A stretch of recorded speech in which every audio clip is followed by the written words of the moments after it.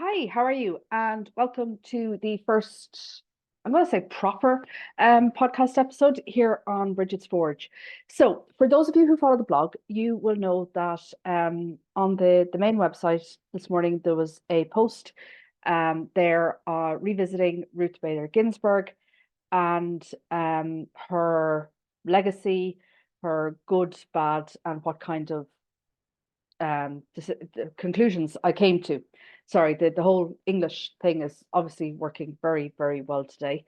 Um, and I suppose what I want to do in this podcast is to kind of revisit it. Now, one, this is going to be pretty short, right? I'm hoping to keep this to about 5 minutes.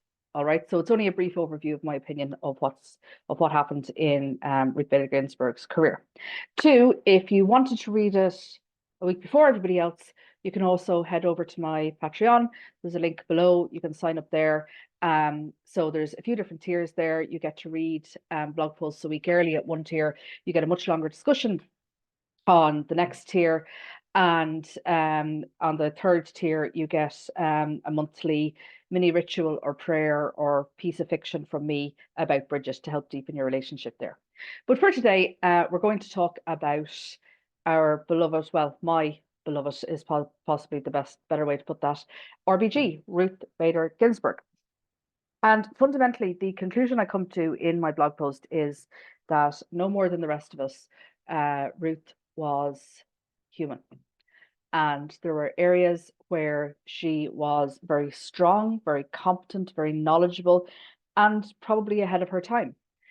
Those areas being gender equity and reproductive justice. All right. And I don't think anyone can argue with that, right? When it came to gender equity, when it came to reproductive justice, she was really strong. She was really with it. She was really on the case. However, there were other areas where she wasn't so strong. She has a mixed legacy in terms of the indigenous people of North America. She certainly has a mixed legacy with racism, with youth, with the incarcerated population, with the criminal justice system. So there is a lot.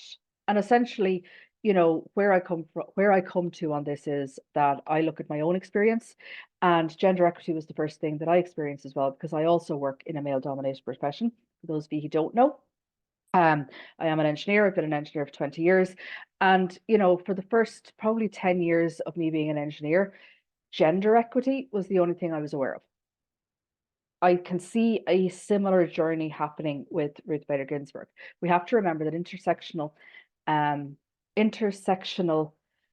feminism was not a thing as such in the 70s, right? You're not at the fourth wave of feminism in the 70s, you're at the second wave. And we need to think about these things differently. Back then, I can see elements where Ruth Bader Ginsburg, no more than myself, has grown throughout her time in a career, or did grow. The poor woman's passed away for a few years now.